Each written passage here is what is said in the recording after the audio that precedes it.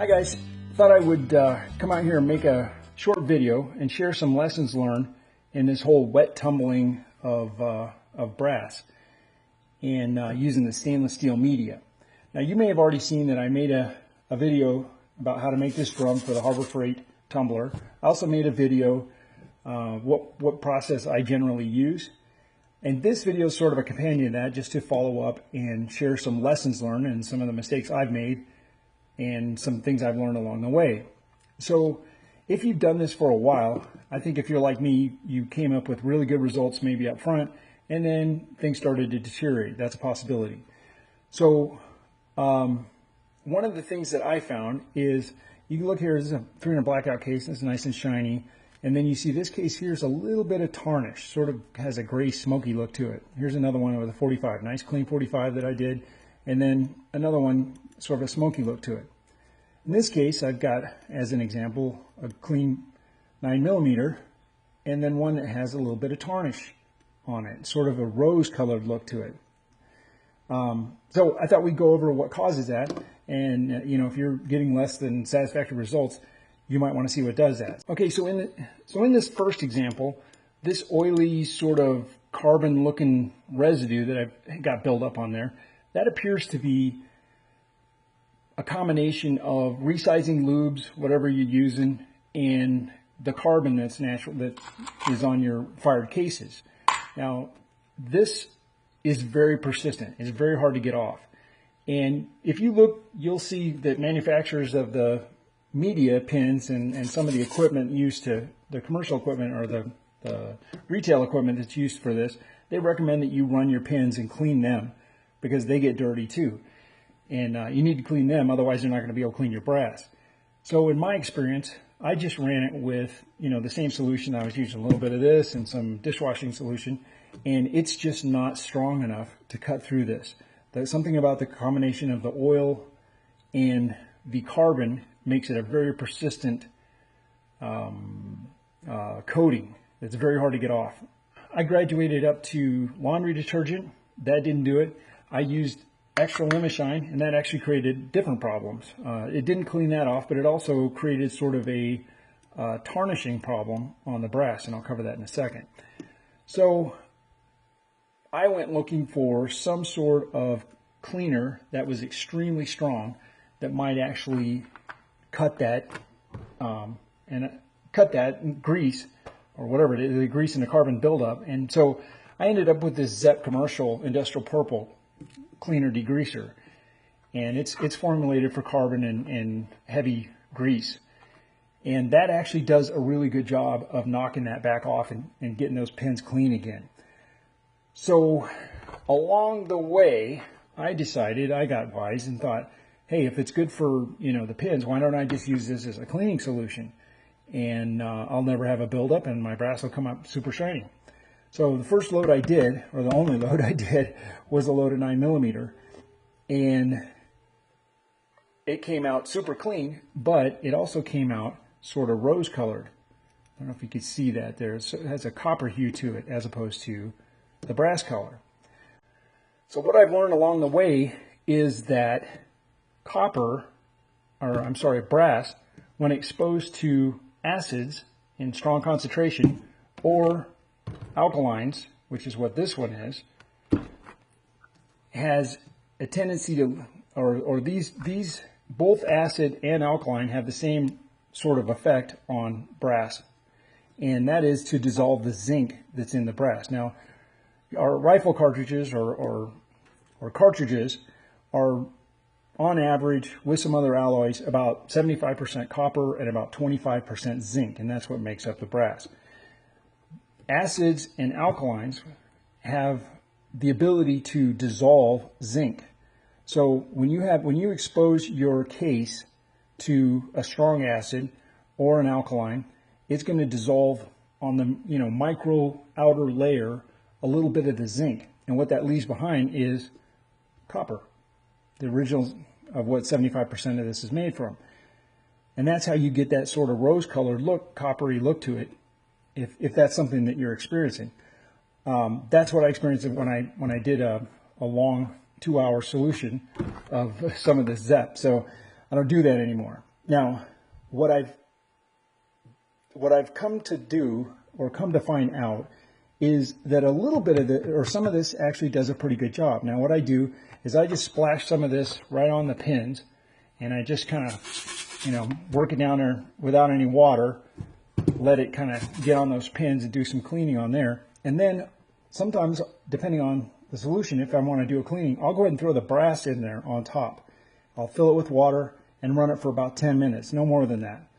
And what I found is it does a good job of cutting the oil that may be, the whatever leftover reloading lube that I may have on the cases. And it also cuts the carbon initially that's on there, but I don't leave it in there long enough to cause any tarnishing. I'll rinse that out, pour it out, rinse off with fresh water, and then I'll go ahead and throw them back in there and run a regular cycle. And I'll use just a little bit of Lemishine.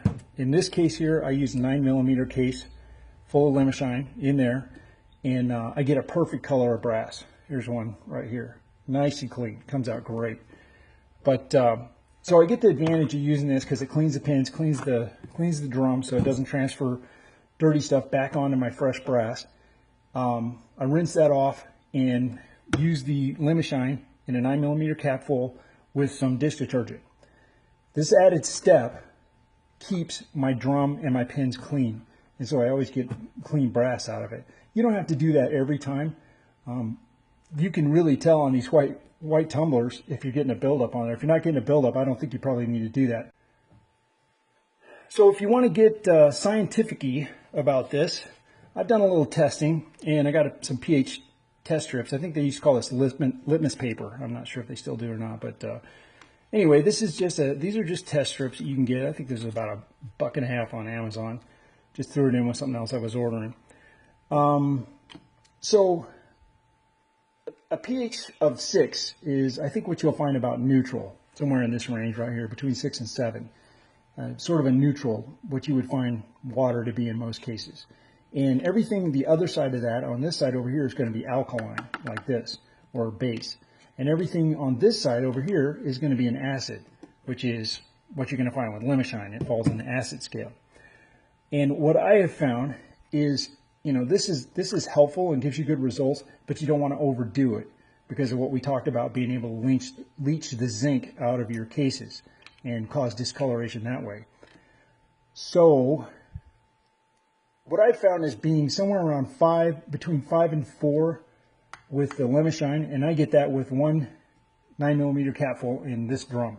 If you're using a larger drum of a sort, you can kind of use, that's where I bring up the litmus paper, you could sort of gauge that, how much acidity you're getting by using the litmus test paper. Or if you use something that has an alkaline base to it, just keep it pretty close, somewhere around 7 or 8. Don't get down here in 13 and you're going to get this leaching issue. So I've got some cases here that didn't come out as clean. These are tarnished, and I'm going to go ahead and rerun these with a proper solution, and I'll let you take a look at them when I get them done. Well, I've got this filled up with the brass and the water, and I put a splash of this, and I'm going to run those for 10 minutes.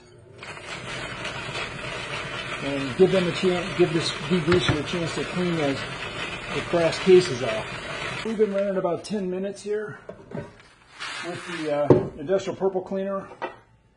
And I'm just going to go rinse this off. What we'll do here is I'll give you a look at what an alkaline solution looks like. I don't want to leave this in here too long, but just throw a test strip in here. See if I can get this down in the suds. There you go, see that? Heavy alkaline. I'm going to go rinse this off, and we'll come back and we'll just put a regular standard solution in there. Okay, oops, blooper reel. So I'm refilled now, and I got just a little dish soap in there. Gonna use a little cap full of 9mm, a little Lemishine, just your basic solution. Oops, I don't want to do that. I'll let this run for a second. I'll show you what this one looks like in terms of pH scale.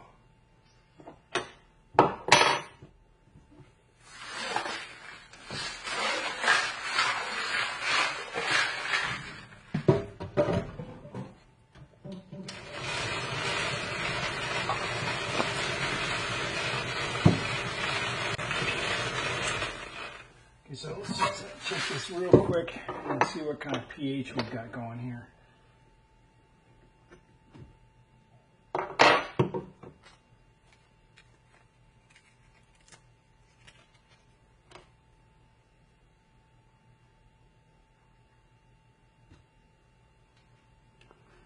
Okay, so you can see that we're probably somewhere between a 5 and a 4 there on the acid scale. So we just got a little bit of light acid that we've added to that.